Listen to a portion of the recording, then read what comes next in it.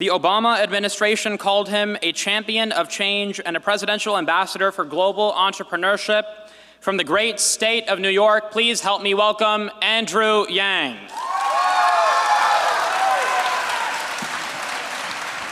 Hello, Iowa! I just want to press some flesh. Hello, everyone. How are we all doing? We're at Teddy Roosevelt High School, am I right? You're not going to believe this. I am Teddy Roosevelt's great-granddaughter's godfather, which makes me absolutely nothing to Teddy Roosevelt. Hello, I'm Andrew Yang. I'm running for president, and I'm not a career politician, as you might have gathered from something. I'm a problem solver and an entrepreneur, and I'm running for president to solve the biggest problem of our time, which is how the heck did Donald Trump become our president? And if you watch cable news, you get a sense that he became our president because of some combination of Russia or racism or Facebook or the FBI. But I believe the explanation's more direct and straightforward, which is that we automated away 4 million manufacturing jobs in Ohio, Michigan, Pennsylvania, Wisconsin, and 40,000 right here in Iowa. And what we did to those jobs, we will now do. How many of you all noticed stores closing where you live here in Iowa? And why are those stores closing? Amazon. Amazon's soaking up $20 billion in business. And how much did Amazon pay in taxes last year? Zero. That's right. So that's the math for Iowa. 20 billion out, zero back. And that is why Donald Trump won the state by 9 points. That's why when you walk into McDonald's, you see the self-serve kiosk, and you see that that's going to spread to every fast food chain over the next number of years. How many of you all know a truck driver? My friends in California are working on trucks that can drive themselves. Think about what that's going to mean for the people here in Iowa. So these are the real changes that got Donald Trump elected, what experts are calling the fourth industrial revolution. We're in the midst of it, and Donald Trump is a symptom. He's not the cause, he's a symptom. Many of you have friends and neighbors, some of you, your parents, neighbors, family members voted for Donald Trump.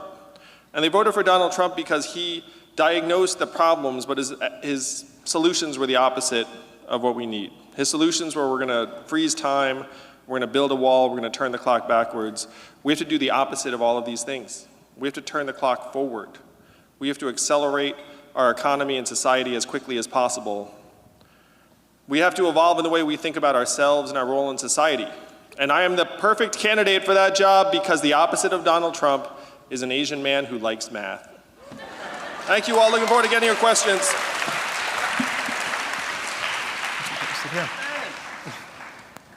We're going to start off with the same question that every other candidate has had today. What did they say? We'll see in a little bit. When registering to attend this event, almost 57% of students reported that they'd be eligible to vote in the 2020 election, yet only 44% said that they plan to. If you win the Democratic nomination, what will you do to engage America's youth and increase youth voter participation? I get it. I'm running for president in part because I believe we have left the next generation, you all, a total disaster. And one of the rational responses to the fact that we're leaving you a disaster is to say, there's nothing I can do about it, I'm going to check out. Because the fact is, if you engage in our politics, it can be really depressing. It feels like people aren't talking to you, and you despair that your time and energy is not going to actually bear any improvement on your life, your way of life. And it's not just that chunk of young people that are deciding to disengage. 25% of Americans say they are politically disengaged because they don't believe that we can actually solve these problems. I understand completely. The reason why I'm here in Iowa, along with the other parade of candidates, is because this is one of the only places where what I just said is patently false. Like, you all can actually make a big, big difference. If I was in any other state in the country, I'd be lying to you if I said that your vote could make a big difference, but here, it can. You only need about 40,000 Iowans to change the future of this country. How many Iowans are there here in this room today, right now? Like maybe 300? Like something along those lines? I did the math. Do you know how many Californians each Iowan is worth? 1,000. So there are 300,000 Californians in this room. That's like 7 football stadiums. That is the magic of this state. This is the only place where democracy actually works. And so if you are in this room, you should really caucus. Because if you caucus, it's like 1,000 other Americans caucusing. You can change the future of this country very quickly, and we need to do it for your sake. We have left you a total mess, and we have to clean it up. But we cannot clean it up without your help.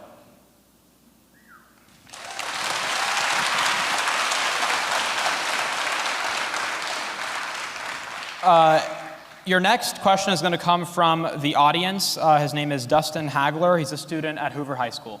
Good morning. 8 deaths have been linked to vaping, and lawmakers are already proposing bans on e-cigarettes.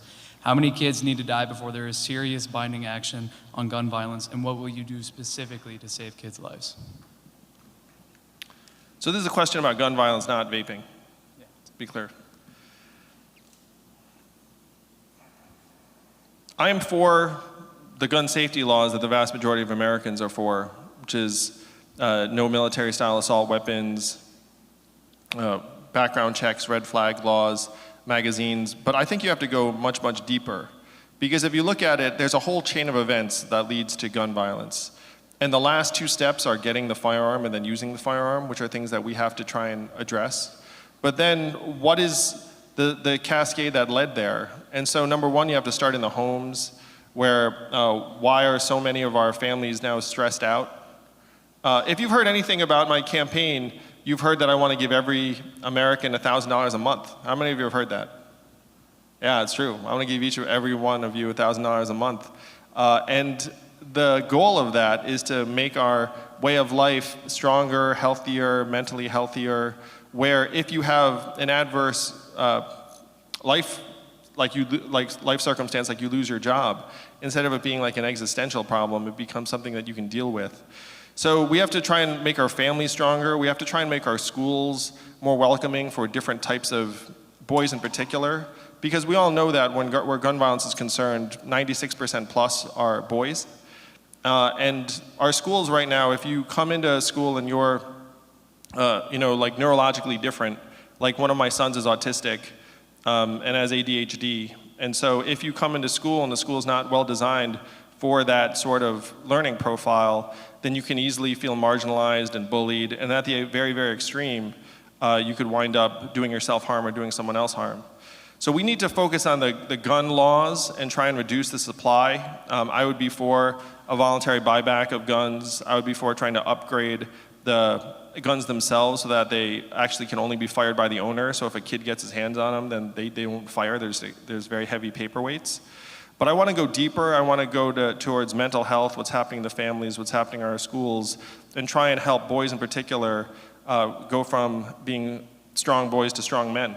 And that's the progression that we need to help people make. So a few months ago, you were at another forum where you were asked a question about accidental shootings and you became emotional. Senator Sanders was here just now, and we asked him about whether or not he would vote in the future to hold gun manufacturers liable for accidental shootings. Is that something that you would support?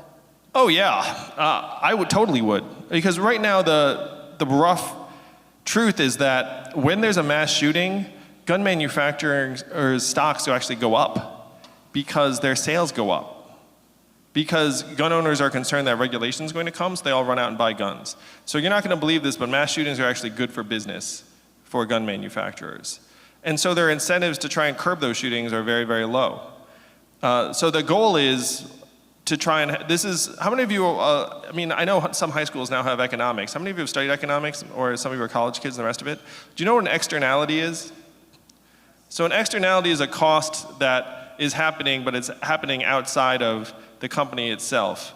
And so that's what these gun deaths are to the gun companies. Like, I sell you the gun, and then if you shoot someone with it, then no skin off my back.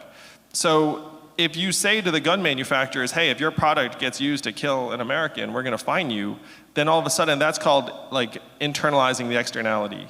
And then their incentives actually become much more aligned and appropriate. So I would be all for fining gun manufacturers if they are helping make us unsafe and leading to the shooting deaths of Americans in a way that we could prevent. Your next question is going to come from Catherine Owens. She's a student here at Roosevelt High School. I'm going to stand if that's all right. Go ahead. Hello. How do you plan to deal with increasing issues in youth mental health in the U.S.? We have a mental health crisis in this country. I'm very passionate about trying to help address it. My brother is a psychologist, to give you a sense. And I know out of 100 Americans that need treatment, probably only 5 to 10% of them are actually getting treatment right now. And there's a stigma attached to it that even though you think it's like, oh, you know, I shouldn't feel that stigma, but most people, when they're actually in that situation to seek help, a lot of people will resist doing so. So we have to make it so that you all feel comfortable seeking help. We have to get the resources in place. And there's a technology element to this where studies have shown that smartphones are actually increasing anxiety and depression among young people, teenage girls in particular. And my friends in Silicon Valley tell me that you have engineers that are trying to turn supercomputers or smartphones into dopamine delivery devices for teenage girls. And they're making millions of dollars doing it. But you know what they do when they go home? They say, no screens in my house and my family. So that gives you some insight into what's happening in our business world that's actually impacting mental health. Because then you see the trends among teenagers for anxiety and depression are at historic highs. And so if you want to try and address it, you have to get the resources in place. And I would actually make our mental health part of our economic measurements. Like, what good is GDP if we're getting sicker or sadder? But then you have to try and get into the root causes, which in this case can involve the fact that our capitalist system has run amok, and that includes the fact that tech companies have a very strong incentive to hypnotize us and a very low or non-existent incentive to make us stronger and healthier and mentally healthier. So you were talking about resources, but where would those resources be? Would it be in schools, in the workplace, somewhere else? Well, there are so many people that want to become therapists, counselors, psychologists, psychiatrists. There's no shortage of people that want to go into those fields. But we're artificially constraining the supply of those people through the way we're educating and training them. Mm-hmm. It's very expensive in many cases to try and seek that training, and you have to be some genius at tests to get into some of these programs. So what I would do is I would try and expand the supply over time of psychologists, counselors, therapists, social workers, and people that make us stronger. And I would reduce the cost of, I have many friends who are social workers, and I'll tell you, like, it's expensive to become a social worker, and then when you become a social worker, you don't get paid that much.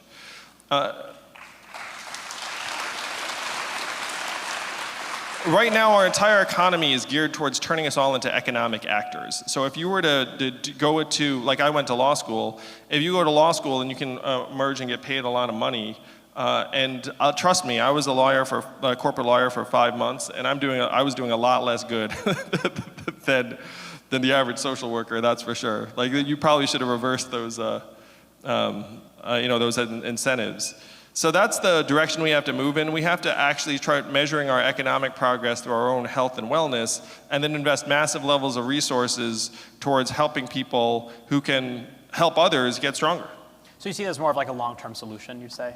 There are a lot of short-term things you can do. I mean, one thing we should do very, very quickly is lighten the emphasis on standardized tests in our schools and also in getting a lot of these programs.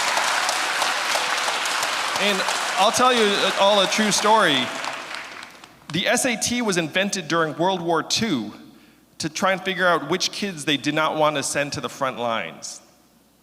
And now we're using it every year like every year is wartime. It does not make any sense.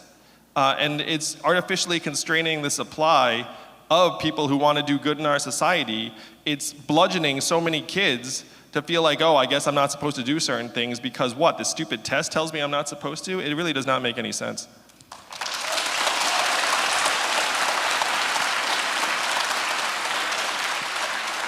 I'd like to bring in Sam Crone. He's a student at Iowa State University in Ames. Good morning, Mr. Yang, and thank you for being here today. I am a student pursuing a career in environmental science. If climate change continues at its current rate, there might not be much of an environment left for me to work on. How will you protect our environment to ensure that I have a reliable job when I graduate college? For better or for worse, you're definitely going to have a job. I can guarantee you that. Because there's so much work to be done in this direction. The last 4 years have been the 4 warmest years in recorded history, and July was the warmest month ever. So climate change at this point is accelerating, and we have to try and get in front of it. We have to also be realistic. So I proposed a 5-part plan to try and move us in the right direction. Number 1 is move us towards renewable sources of energy, wind and solar. Number 2, anything, it costs all the rest of us. So again, you bring it back to the company and say, hey, you polluted, like you should pay. And then guess what? They'll pollute less. That's just the way companies operate. So you have a carbon fee and dividend, but then you have to go to the rest of the world. The rest of the world's 85% of emissions. And right now, in Africa, they are burning coal. They're burning coal because it's cheap and it's dirty. So if we want them to move off of coal, then we have to go to those societies and say, we have a better form of energy for you and it's cheaper. We're going to have to subsidize it. We're going to have to invest in it. They're just going to do whatever the lowest cost option is. The third thing I would do is invest billions of dollars in making our communities more resilient before the fact. You all saw the floods last summer here in the Midwest, so this is not a coastal phenomenon alone. And it's much more expensive to rebuild after the fact than to try and make our communities safer and more resilient from the get-go. You can actually save a lot of money if you invest ahead of time. That's not the way America operates today. America just reacts. Like after you destroy my town, then I guess we'll rebuild. We have to make the town safer in the beginning. We have to try and move our people to higher ground, both literally and figuratively.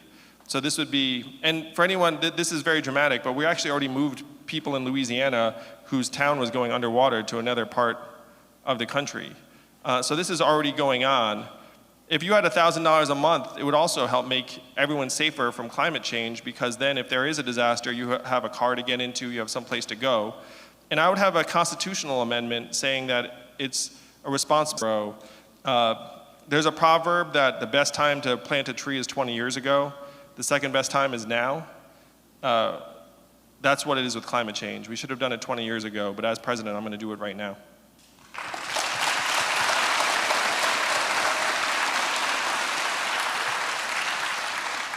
Your next question is going to come from Taylor Kahn Perry. She's affiliated with Student Voice, a national nonprofit focused on empowering youth. She's a student at Georgetown, where you were last week, and she flew all the way here to ask you this question. Really? Yes, it's good Did to you see see me last week again too in Georgetown? in the gym. I heard about it. I heard you were at our student gym. Yes. So my question is, will your administration commit to providing funds for deeper learning initiatives like social and emotional learning and arts education? Oh my gosh, yes. You came all the way to ask me that question? I am so on board. We need to get much, much deeper about the way we educate and learn. And I feel like I'm going to take digs at like our current educators, who I love. I love teachers, I love educators. I met the superintendent of the schools, he seemed phenomenal. But we need to try and make school more relevant for our young people. Because right now there's this sneaking suspicion that a lot of the stuff we're teaching you, you could just look up on your smartphone. And so then the part of you is like, hey, is this what I need to be learning? And we're preparing you for an economy that is evolving very, very quickly. So we need to go much deeper. We need to have psychosocial and emotional learning. We need to teach resilience, positive psychology. Meditation works very, very well for a lot of people. These are things that we need to try and bring to our educational institutions to humanize them. Because right now we're preparing you for an industrial economy that is evolving very, very quickly. Is there anything else I can add on that? Because I love that so much. I'm very into it. Oh, thank you. You know, I also want to say I would want you all to learn financial literacy as well. But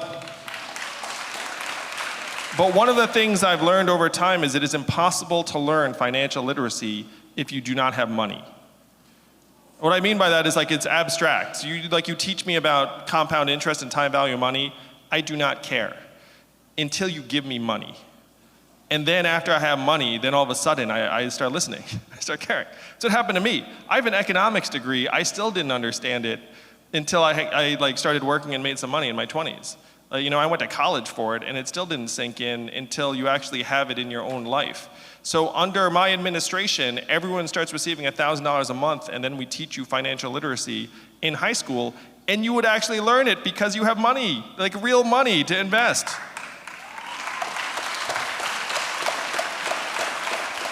It would also be a $12,000 a year raise immediately for teachers who deserve that and more.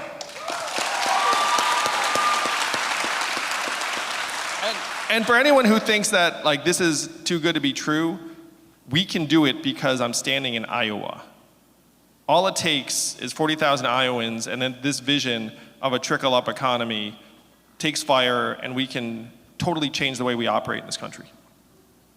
Your next question is going to come from Hunter Anderson, clearly a Yang fan. He's a student here at Roosevelt High School. Hunter? That's so fun, Hunter.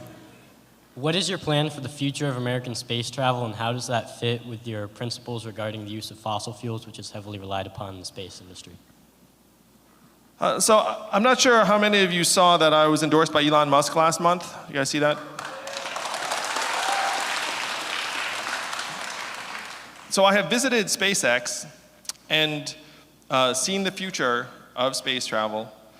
And right now, we're at a time in American history where private industry is doing a lot of things that used to be done by government.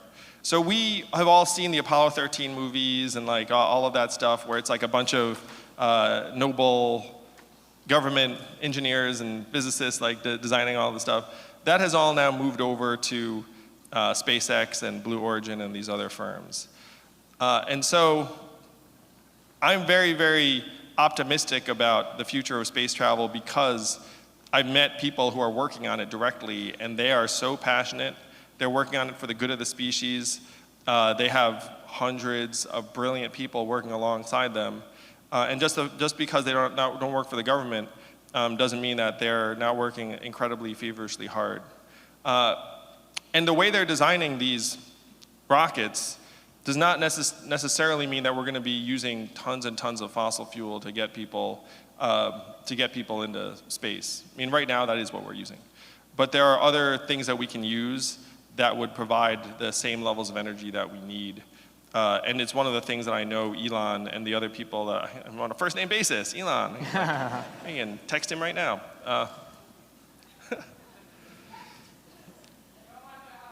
Yeah, seriously. I know that Elon feels very, very strongly that, and it's one reason why, his other projects, obviously Tesla, which is trying to move us towards electric cars to lighten our dependence on fossil fuels. So they're very much linked together. But we can do it, for sure.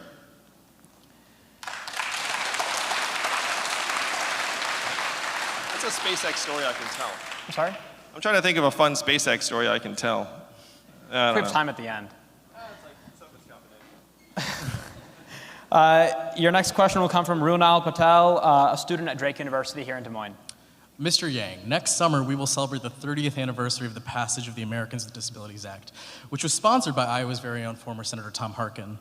If elected president, what will you do to help students with disabilities gain equitable access in both school and the workplace? Thank you for the question.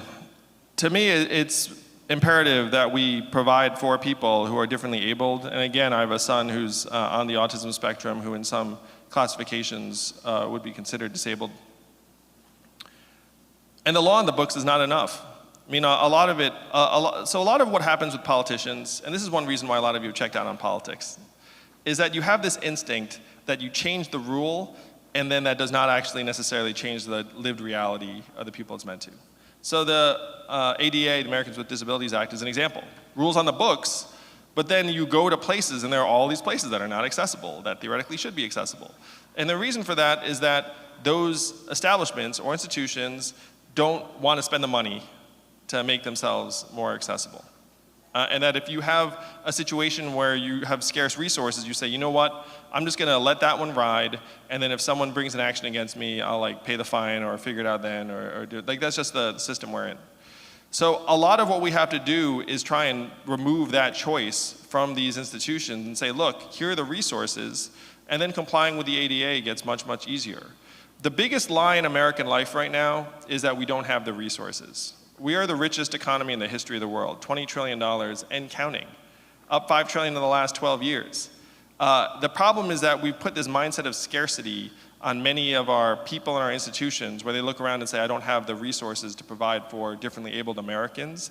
And after we reverse that and say, look, there are plenty of resources to go around, then we'll be able to make real change on the ground and enforce some of the laws that we already have on the books.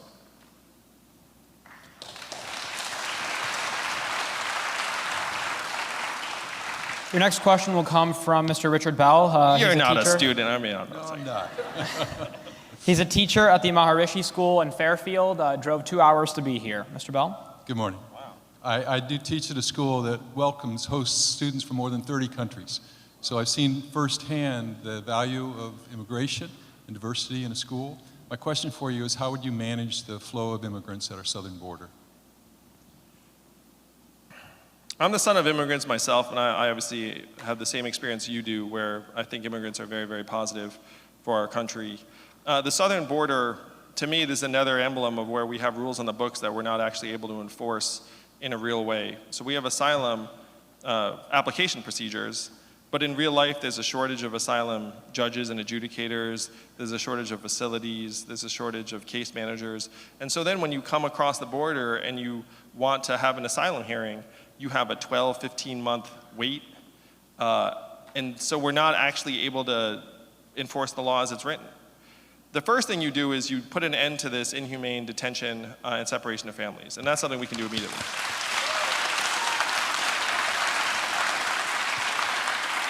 As a parent, that stuff's unconscionable, but we all kind of sense why it's happening, is that you have this inhuman bureaucracy where no one has real responsibility down at the border, and you have these policies in place, and then people become capable of things they would never be capable of in civilian life. Like if you took someone who's working at the southern border right now and said, hey, separate this toddler from their parent, they would never do it.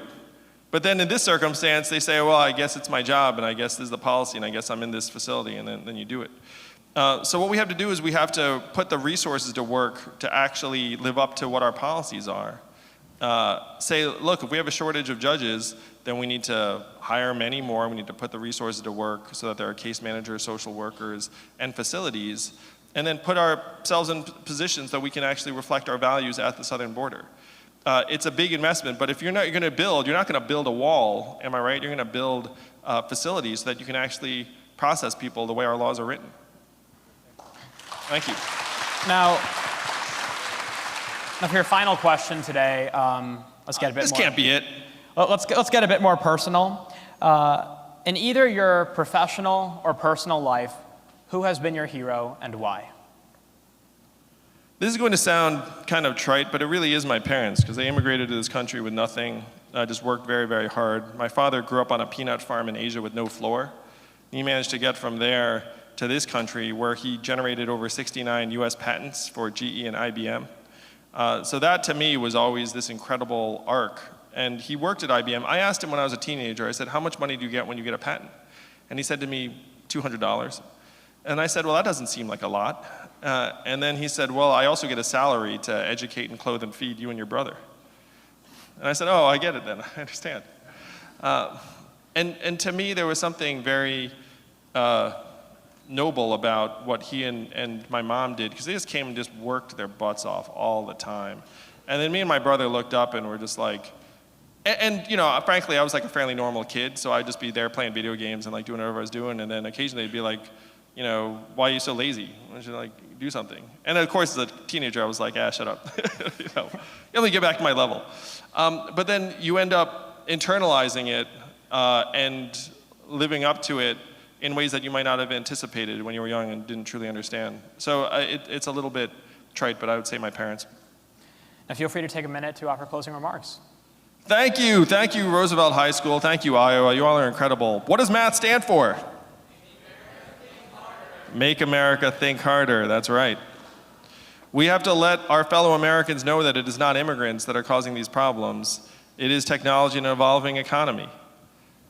This is the story we have to tell, because right now our fellow citizens are confused. They don't really understand what's happening. You have Donald Trump telling a certain story, and it worked here in Iowa. It worked on many, many of our fellow citizens, tens of millions of them. We need a different story. And this story is the most powerful because it happens to be the truth. That we're in the midst of the biggest economic transformation in our country's history. It is pushing more and more Americans to the side, and it's making it impossible for us to solve the problems of our young people. We have a political system that does not work for you all at all. It doesn't. That's why some of you are checked out. One of the things I'm championing is I want to lower the voting age to 16.